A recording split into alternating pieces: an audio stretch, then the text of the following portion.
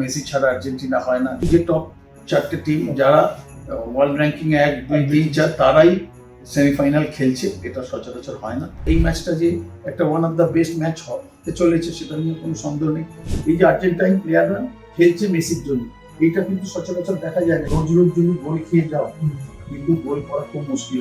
যে মেসি এখনো পর্যন্ত ইংল্যান্ডের সম্মুখীন হয়নি, বা ইংল্যান্ডও মেসির সম্মুখীন হয়নি। 4টে ডিফেন্স ইংল্যান্ডের এবং 4টে ডিফেন্স আর্জেন্টিনার হলে আমি ইংল্যান্ডকে এগিয়ে রাখি। ফুটবল বিশ্বকাপে এখন শেষ 4-এর লড়াই। ইউরোপের দুই শক্তিশালী দল ফ্রান্স এবং স্পেন, অন্যদিকে আর্জেন্টিনা এবং ইংল্যান্ড। এই 4টি দলের মধ্যে কোন দুটি দল ফাইনালের টিকিট কাটবে, এই নিয়েই আমরা কথা বলে নেব। আমাদের সঙ্গে রয়েছেন ফুটবল কোচ সঞ্জয় সেন। সঞ্জয় দা, আপাতত কোন দলের খেলা সবচেয়ে বেশি ভালো লাগলো ফুটবল বিশ্বকাপে? দেখো, বিভিন্ন দলের বিভিন্ন স্টাইল অফ প্লে। আমরা যদি স্পেনের দেখি, সবসময় তারা বল পজিশন রেখে অপোনেন্টকে বেশি দৌড় করিয়ে তাদের ফাঁক ফোঁকর খুঁজে সেইভাবে গোল বার করে। এবং ফ্রান্সের যদি দেখি, ওদের অ্যাটাকিং লাইন হলো সব থেকে ভালো। যতগুলো দেশ খেলছে তাদের মধ্যে সব থেকে তাদের যেরকম pace, at the same time তাদের ভ্যারাইটিস অফ অ্যাটাকিং, এটা আবার যেরকম দেখতে ভালো লাগে। আবার উল্টো দিকে যদি আর্জেন্টিনাকে বলো, আর্জেন্টিনা মেসি ছাড়া আর্জেন্টিনা হয় না। যদিও লাস্ট ম্যাচে মেসি গোল করতে না পারলেও অন্যান্য খেলোয়াড়েরা গোল করতে পেরেছে। এবং ইংল্যান্ড যদি তুমি দেখো, যে ইংল্যান্ড যে যটা গোল করেছে তার মধ্যে 6টা গোল বেলিংহ্যাম করেছে, 6টা গোল কেন করেছে। এটা সচরাচর দেখা যায় না। এবং যা শুনলাম বা পড়লাম যে এটা একটা ওয়ার্ল্ড রেকর্ড, যে একটা দলের হয়ে দুটো খেলোয়াড় 6টা করে গোল করেছে। তো বিভিন্ন স্টাইল অফ প্লে এবং পৃথিবীর বিভিন্ন লিগে যেসব টপ লিগে, ইংলিশ প্রিমিয়ার লিগ বলো বা তোমার লা লিগাতে বলো বা বুন্দেস লিগা, এইগুলোতে কিন্তু ম্যাক্সিমাম প্লেয়াররাই খেলে এবং একে অপরকে জানে, যেটা অনেক সময় advantage as well as disadvantage. তো আমরাও যারা কোচিং করি, তা আমরা ফুটবল বিভিন্ন দলের ট্যাকটিক স্ট্র্যাটেজি এগুলো দেখি, ফলো করার চেষ্টা করি। তো এগুলো বিভিন্ন ধাঁচের এক একটা খেলার মধ্যে এক একটা স্টাইল। ইউরোপিয়ান স্টাইলের সাথে ল্যাটিন আমেরিকার একটুখানি স্কিল বেশি, যদিও সব দেশে সব খেলা খেলে। এবং ক্লাব ফুটবল এবং দেশের হয়ে ন্যাশনাল টিমের মধ্যে অনেক সময় অনেক ফারাক দেখা যায়। যে খেলোয়াড়রা লিগে বিভিন্ন প্রিমিয়ার এত বড় বড় টপ লিগে যারা খেলছে, সেইখানে যেভাবে তারা পারফরমেন্স করছে সেই অনুযায়ী কিন্তু অনেক খেলোয়াড় দেশের হয়ে সেইভাবে খেলতে পারছে না। আবার যারা দেশের হয়ে দারুণ খেলছে, হয়তো সেই লিগে সেইভাবে উঠে পড়ে। তো দুটো ভিন্ন রকমের খেলার ধরুন বা বিভিন্ন খেলা। এখন যেটা বিষয়বস্তু, যে টপ 4টে টিম যারা ওয়ার্ল্ড র্যাঙ্কিং 1, 2, 3, 4 তারাই সেমিফাইনাল খেলছে, এটা সচরাচর হয় না। তো এটা একটা দুর্দান্ত ব্যাপার। ফ্রান্স এবং স্পেনের প্রথম সেমিফাইনাল যদি কথায় আসি, কোন ট্যাকটিক্যাল মুভে খেলতে পারে স্পেন বা ফ্রান্স? একটু আগে বললাম, স্পেন তাদের চিরাচরিত যে পজিশন ফুটবল খেলে এবং অপোনেন্টকে একদম দৌড় করিয়ে বা যখনই অপোনেন্টের কাছে আমাদের কাছে বল থাকবে, তখন opponent always run for the ball, বলের পজিশনটা নেবার জন্য। তার জন্য তাদেরকে বেশি পরিশ্রম করতে হয় এবং সেই জায়গা থেকে তারা গোল করেছে। এবং আমরা স্পেনের খেলা যদি দেখি, তারা মাত্র একটা গোল, তারা ডিফেন্স খুব সলিড, খুব ভালো এবং শেষ পর্যন্ত তারা লড়াই ছাড়ে না। যেটা অনেক সময় মনে হচ্ছে যে সারাক্ষণ বল পজিশন, গোল করতে পারছে না, কিন্তু আলটিমেটলি সেটা 1 গোলই হোক বা 3 গোলই হোক, আলটিমেটলি 1 গোল করেই তো তারা অনেকগুলো ম্যাচ সেইভাবে করেছে। এবং শেষের দিকে গোল, লাস্ট দুটো ম্যাচ শেষের দিকে সুপার সাবমারিনও গোল করে দিয়ে চলে গেছে। তো এটা কোচের অগাধ আস্থা আছে। আর উল্টো দিকে যদি আমরা ফ্রান্সের কথা বলি, ফ্রান্স তো এমবাপে, এমবাপের সাথে ডেম্বেলের সাথে অলিসে, তারপরে ওই ডৌ বলে প্লেয়ারটা বারকোলা বসে আছে। তো এই অ্যাটাকিং লাইন তো কারণ নেই, কিন্তু যেটা দেখার বিষয় হলো এখনো পর্যন্ত পিছিয়ে পড়ে কেমন খেলে সেটা কখনো হয়নি। ফ্রান্স এখনো পর্যন্ত গোল খেয়ে গিয়ে কেমন রিয়াক্ট করে সেটা এখনো পর্যন্ত তাদের ক্ষেত্রে দেখা যায়নি, যেটা অন্যান্য দলের ক্ষেত্রে আমরা দেখেছি। আর্জেন্টিনা বলো, ইংল্যান্ড বলো, ইভেন স্পেন যখন 1-1 হয়ে গেছে, পরে মারিনো নেবে করেছে, সেই সিচুয়েশনের মুখোমুখি এখনো হয়নি। তবে দুর্দান্ত একটা খেলা হবে, এটা নিয়ে কোনো সন্দেহ নেই। ট্যাকটিক্যাল, এতে বিভিন্ন কোচের ট্যাকটিক্যাল লড়াই। এবং তুমি সবসময় যে 90 মিনিটের খেলা এবং সেমিফাইনালের মতো খেলা, গ্রুপ লিগের খেলা না, এই লেভেলের খেলায় ভুলচুক করলে তার শাস্তি পেতে হবে, প্রথম কথা। এবং 90 মিনিট একই পেসে খেলা যায় না। মানে আমি সারাক্ষণ ডমিনেট করব, এটা কখনো ফুটবলে হয় না। সূক্ষ্ম সূক্ষ্ম কিছু মুহূর্ত এবং ডিসিশন মেকিং, যে কোন সময় কি জিনিসটা করতে হবে এর ওপর নির্ভর করছে। এবং ডিফেন্স সলিড রেখে, যেটা স্পেন খেলে ডিফেন্স সলিড রেখে পজিশন ফুটবল, কিন্তু ফ্রান্স কাউন্টার অ্যাটাক যদি করে, যেরমভাবে করেছে বা যেরমভাবে গোল করেছে, এত দ্রুত এত কুইক ট্রানজিশনে গিয়ে কাউন্টার অ্যাটাকে তারা অপোনেন্টকে শেষ করে দিয়েছে। সেই জায়গায় সজাগ থাকতে হবে স্পেনকে, এবং দেখার বিষয় সেটা। আমরা স্পেনের একটা প্লেয়ার যেটা আমরা ভেবেছিলাম যে খেলবে লামিন ইয়ামাল, তা কতটা ভাবে কার্যকরী এবার বিশ্বকাপে দেখা গেল না? প্রথম বিশ্বকাপ বলে কি চাপ?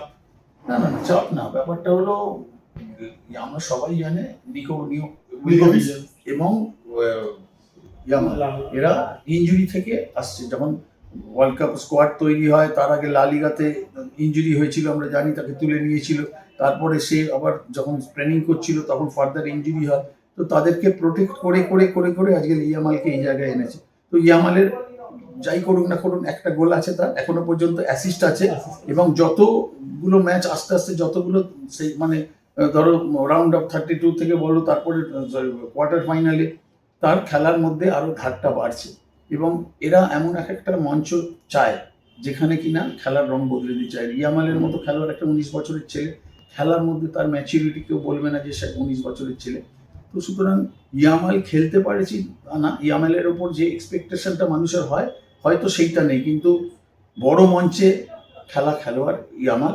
এবং চ্যাম্পিয়ন্স লিগেও সেটা দেখা গেছে যে, এবং ইউরো কাপেও যখন সে ফ্রান্সের এগেনস্টে 2-1 যখন জেতে স্পেন, তার মধ্যে তার একটা গোল ছিল। তো সুতরাং এই মঞ্চগুলোই ইয়ামালের মতো খেলোয়াড়েরা বেছে নেয়, এবং দেখা যাক সেটা। আজকের ম্যাচে সবাই যে নজর কাড়বে হচ্ছে ইয়ামাল বনাম এমবাপে। এমবাপে এখন গোল স্কোরে 8খানা গোল হয়ে এখন গোল্ডেন বুটে এগিয়ে।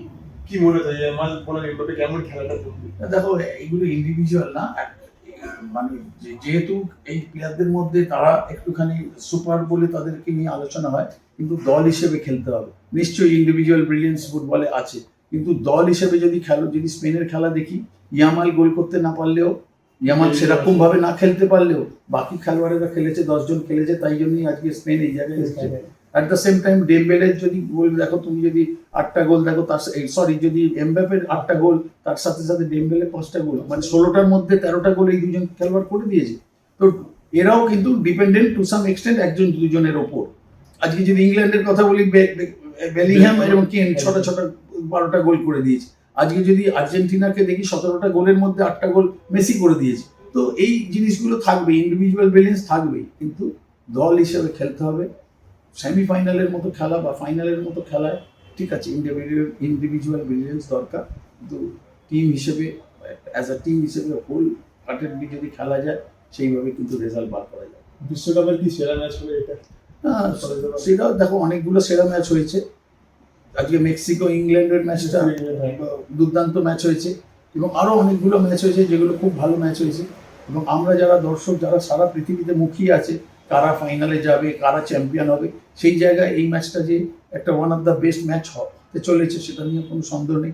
আবার অনেক সময় কি হয়, আমরা অনেক সময় ওভার হাইট এক্সপেক্টেড করি যে দারুণ খেলা হবে, হয়তো সেই রকম মানে পৌঁছতে পারবো না, দেখা যাচ্ছে।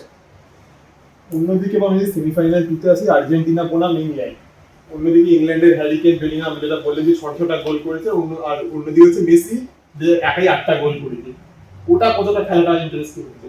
দেখো, আমার যেটা মনে হয়েছে, এই যে 4টে টিমের মধ্যে সব থেকে বেশি গোল খেয়েছে আর্জেন্টিনা, 7টা গোল খেয়ে গেছে। নকআউটে বেশি গোল, কোয়ালিফিকেশন এবং নকআউট সবেতেই গোল খেয়েছে। তো সুতরাং এই জায়গায় যদি আমরা দেখি, অন্যান্য দলগুলো, যদিও ইংল্যান্ড 5খানা গোল খেয়েছে, ক্রোয়েশিয়ার কাছে প্রথম ম্যাচে 2 গোল খেয়েছিল, তারপরে তো অন্যান্য ম্যাচগুলোতে খেয়েছে, কিন্তু ডিফেন্সে কোথাও না কোথাও অনেক বিচ্যুতি আছে আর্জেন্টিনার। তো সেই জায়গায় তাদেরকে সতর্ক থাকতে হবে। রোজ আমি 2 গোল করে পিছিয়ে পড়বো এবং রোজ আমি 3 গোল করে জিতবো, এটা হয় না। যদিও লাস্ট 4টে ম্যাচ তারা 3 গোল করে করেছে, কিন্তু সব দিন সমান যায় না। প্রত্যেক দিন তুমি গোল খেয়ে যাবে আর তোমার গোল করে দেবে, এইখানে সাবধানে থাকতে হবে। কারণ এই যে একটা ম্যাচ, আমি একটু আগে বলছিলাম, 90 মিনিটের ম্যাচ, বা যদি ড্র হয় আরো 30 মিনিট, 130 মিনিটের ম্যাচে যারা কম গোল করবে তারা জিতবে। এই যে ইংল্যান্ডে যেমন team Harry Kane, Bellingham, Declan Rice, তারপর বুকেও শাখা এই গতিতে খেলে, মানে ফ্রি ফ্লো ফুটবল, সেটা আর্জেন্টিনা কি পারবে সেটা ধরতে? দেখো, কারণ আর্জেন্টিনা টিম আগের থেকে চেঞ্জ হয়নি অতটা, 2022 যেটা ছিল। না আমি কি বলছি যে তুমি যেটা বললে একটা স্পিডে খেলে, পেসে খেলে, হ্যাঁ, কিন্তু এক একটা দলের এক এক রকম স্টাইল। ল্যাটিন আমেরিকার স্টাইলের সাথে তোমার ইউরোপিয়ান ফুটবল এবং আগেকার দিনে আমরা কি জানতাম, European football, direct football, long ball, এইসব না। এখন সবাই কিন্তু পজিশন নির্ভর ফুটবল খেলে। তার মধ্যে থেকে ট্যাকটিক স্ট্র্যাটেজির দিক থেকে ইন্ডিভিজুয়াল ব্রিলিয়েন্স, যেরকম যদি বলো, সেখানে মেসি সবসময় এগিয়ে থাকবে। কিন্তু দল হিসেবে আজকে খেলেছে বলে ইংল্যান্ড কিন্তু আজকে এই জায়গায় গেছে। আবার মেসির জন্য কিন্তু সবাই লড়াইটা করছে। এই যে আর্জেন্টাইন প্লেয়াররা খেলছে মেসির জন্য, এইটা কিন্তু সচরাচর দেখা যায় না যে একটা খেলোয়াড়ের জন্য সবাই হোলহার্টেডলি খেলছে।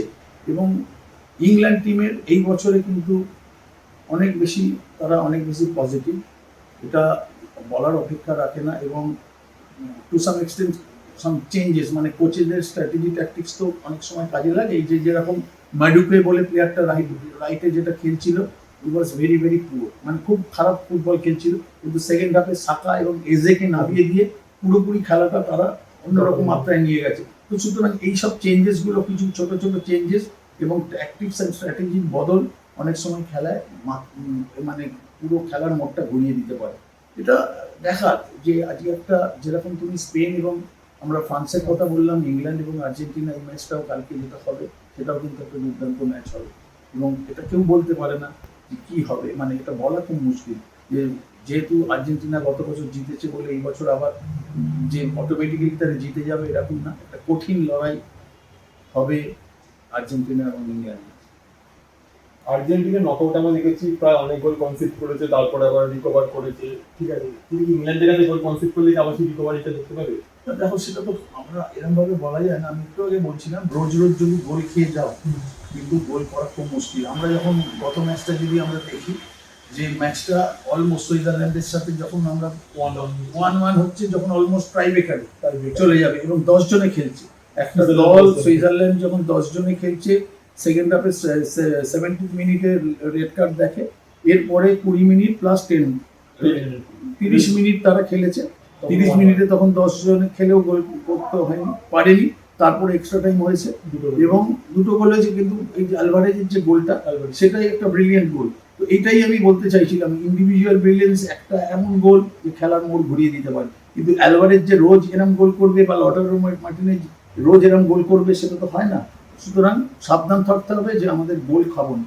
আর্জেন্টিনাকে জিততে গেলে ডিফেন্সটাকে অনেক বেশি স্ট্রং করতে হবে, অনেক বেশি অর্গানাইজ করতে হবে, otherwise they are going to suffer. France আর স্পেনের মধ্যে কাকে এগিয়ে রাখছে? দেখো, বলা খুব মুশকিল, কিন্তু আমি প্রথম থেকেই বলে আসছি, ওয়ার্ল্ড কাপের শুরু থেকে বলে আসছি, এটা বলা খুব মুশকিল। কিন্তু আমি আজকে যদি আমাকে বলো 1% হলেও আমি স্পেনকে এগিয়ে রাখবো। মানে ফ্রান্সের ওই দুর্দান্ত খেলা, দেখো অতীতে কি হয়েছে সেটার উপর নির্ভর করে না, আবার মানে মুখোমুখি সম্পর্ক এই বলো, এবং যে স্টাইল অফ এখনো পর্যন্ত যেটা দেখেছি, নিশ্চয়ই তাদের আক্রমণ ভাগ সব থেকে সেরা, এটা নিয়ে মানে বলার অপেক্ষা রাখে না। কিন্তু একটা সেমিফাইনালের মতো মঞ্চে খুব বলা মুশকিল। কিন্তু আমার কেন যেন মনে হচ্ছে যে স্পেন 1% হলেও একটু আপার হ্যান্ডে শুরু করবে এবং হয়তো স্পেন ফ্রান্সকে হারিয়ে দিতে পারে। এবং আই মে বি রং, আমার ভুলও হতে পারে। অনেকবার আমরা অনেক রকমভাবে বলেছি, কিন্তু সেটা মেলেনি। কিন্তু এইভাবে বলা যায় না। তো যেহেতু তুমি আমাকে জিজ্ঞেস করছো কাকে এগিয়ে রাখবেন, 1% হলেও আমি স্পেনকে এগিয়ে রাখবো। আর অন্যদিকে আর্জেন্টিনা ইংল্যান্ড হলে? ইংল্যান্ড। তাহলে কি মানে ইংল্যান্ড আর স্পেন একটা ফাইনাল হতে চলেছে?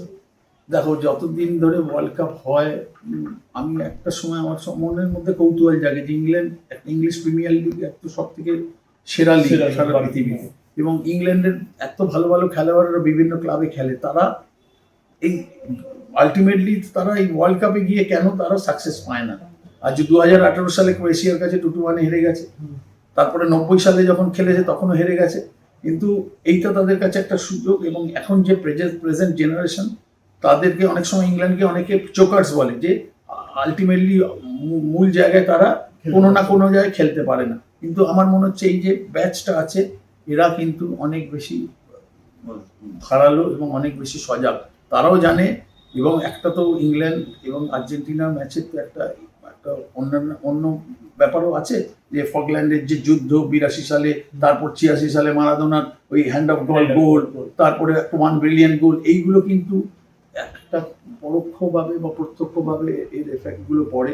এবং একটা যে লড়াইটা, যে আমাদের দেশের ওইটা ওই জায়গা ছিল আমাদের দেশ, এইগুলো কিন্তু এই যে যত খেলা হয় তখন সেগুলো বেশি করে জেগে ওঠে। এবং তোমাদের মনে রাখতে হবে, বা আমরা সকলে জানি, যে মেসি এখনো পর্যন্ত ইংল্যান্ডের সম্মুখীন হয়নি, বা ইংল্যান্ডও মেসির সম্মুখীন হয়নি। তো এটা একটা দুর্দান্ত ব্যাপার হতে চলেছে। এবং দেখার যে মেসি গত ম্যাচে গোল পায়নি, অন্যান্য খেলোয়াড়েরা গোল করেছে।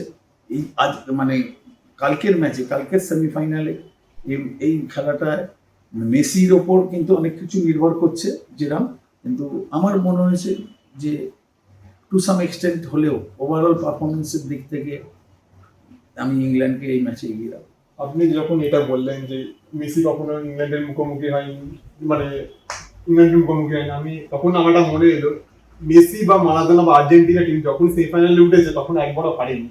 এইখানে না দেখো, আমি একটু আগেই বলছিলাম অতীতের এগুলো ম্যাটার করে না, কিন্তু ইংল্যান্ড এবং আর্জেন্টিনার যদি সম্মুখ দেখা যায়, ইংল্যান্ড এগিয়ে আছে, ইংল্যান্ড অবশ্যই এগিয়ে আছে। এবার এগুলোর তো অনেক মানে আছে ইন্ডিভিজুয়াল ব্রিলিয়ান্স। আমি একটু আগে বলছিলাম যেটা মারাদোনার কথা বললি, মারাদোনা যে গোলটা হ্যান্ড অফ গডের গোলটা বাদ দিয়ে যে গোলটা করেছে, ওটা মানে সর্বকালের সেরা গোলের মধ্যে একটা গোল বলা হয়, এখনো লোকে বলে। এবং এখনো আমাদের চোখে ভেসে ওঠে 86 সালে যখন আমরা বাড়িতে বসে খেলা দেখছি, যে ওই একের পর এক খেলোয়াড়কে কাটিয়ে নিয়ে গিয়ে প্লেস করে গোল। তো ইন্ডিভিজুয়াল ব্রিলিয়ান্স সবসময় এগিয়ে থাকে, কিন্তু যদি ওইটা না হয়, দল হিসেবে, আমি প্রথম থেকে বলছি দল হিসেবে ইন্ডিভিজুয়াল ব্রিলিয়েন্সে মেসি কখন কি করবে কেউ জানে না। কিন্তু সেটা বাদ দিয়েও অন্যান্য দিক থেকে যদি দেখি, ওভারঅল অ্যানালিসিস করতে গেলে আমি এগিয়ে রাখতে হবে প্লেয়ার ওয়াইজ। যদি দেখি আমরা 11 জনের যদি প্লেয়ার দেখি, মার্টিনেজ এবং পিকফোর্ডকে যদি দেখি, তাহলে মার্টিনেজকে নিশ্চয়ই আমি এগিয়ে রাখবো। কিন্তু 4টে ডিফেন্স ইংল্যান্ডের এবং 4টে ডিফেন্স আর্জেন্টিনার হলে আমি ইংল্যান্ডকে এগিয়ে রাখবো। মিডফিল্ডে ডেক্লান রাইস, অ্যান্ডারসন, সাকা বা অন্যান্য যারা খেলছে, আমি সবসময় এগিয়ে রাখবো ওদেরকে। তো সুতরাং মেসি একটা আউটস্ট্যান্ডিং প্লেয়ার, এটা নিয়ে সন্দেহ নেই, কিন্তু ফুটবল হলো দলগত খেলা। মেসির আউটস্ট্যান্ডিং গোল যেরকম আমরা সবাই, পৃথিবীর যারা মেসির সমর্থক না, মেসির পা থেকে ভালো গোল সবসময় দেখতে চায়। কিন্তু দল হিসেবে আমি যদি জিজ্ঞাসা করা হয়, বা দল হিসেবে আমি হলেও আমি এগিয়ে রাখবো ইংল্যান্ডকে। এবার যেটা বলবো যে বিশ্ব চ্যাম্পিয়ন বলা যায় না যে কি হবে বিশ্বকাপে, কারণ 4টে দল সেমিফাইনালে উঠেছে, মানে 4টে দলই দাবিদার বিশ্ব চ্যাম্পিয়ন হবে। হ্যাঁ, কে হতে পারে বিশ্ব চ্যাম্পিয়ন যদি বলা যেতে পারে? দেখো, এইগুলো মূর্খামো, এগুলো আমরা ফুটবল বোদ্ধা নই, আমরা ফুটবল ফলোয়ার। এবং এই প্রশ্ন সারাদিন যবে থেকে ওয়ার্ল্ড কাপ শুরু হয়েছে তার আগে থেকে বিভিন্ন মহলে বিভিন্ন মাধ্যমে এগুলো জিজ্ঞাসা করা হয়। গত বছর যেরকম আমি চোখ কান বুঝে সিআরসিতে একটা প্রোগ্রামে আমি বলে দিয়েছিলাম আর্জেন্টিনা চ্যাম্পিয়ন হবে, ভগবানের আশীর্বাদে আর্জেন্টিনা চ্যাম্পিয়ন হয়েছে। আমি মেসির ভক্ত, আমি মেসির সাকসেস চাইছিলাম, যে ও ওয়ার্ল্ড কাপ পায়নি, অন্তত ওয়ার্ল্ড কাপ পাক। তো আবার এইটাও আমি খুব মনে প্রাণে চাই যে একটু আগে যেটা বলছিলাম, যে ইংল্যান্ড ইংলিশ প্রিমিয়ার এত রিচ, তারা কেন সাকসেসফুল পায় না। তো আমার যেটা মনে হয়েছে সেই অ্যাঙ্গেল থেকে স্পেন ইংল্যান্ড ফাইনাল হবে, আলটিমেটলি হয়তো স্পেন জিততে পারে। স্পেন বিশ্ব চ্যাম্পিয়ন একদমই। আপনাদের সঞ্জয় সেনের ফুটবল কোচ সঞ্জয় সেনের বক্তব্য তুলে ধরলাম, কে ফাইনালের টিকিট কাটবে এবং কে বিশ্ব চ্যাম্পিয়নের মুখ দেখবে, সেটাই আপনি সঞ্জয় সেনের মুখ থেকে শুনতে পারলেন। এরকমই খবর দেখতে হলে চোখ রাখুন দ্য ওয়ালের পর্দা, কারণ খবর এখন এখানেই। ক্যামেরায় শক্তিকের সঙ্গে আমি Randeep, the Wall News, Kolkata.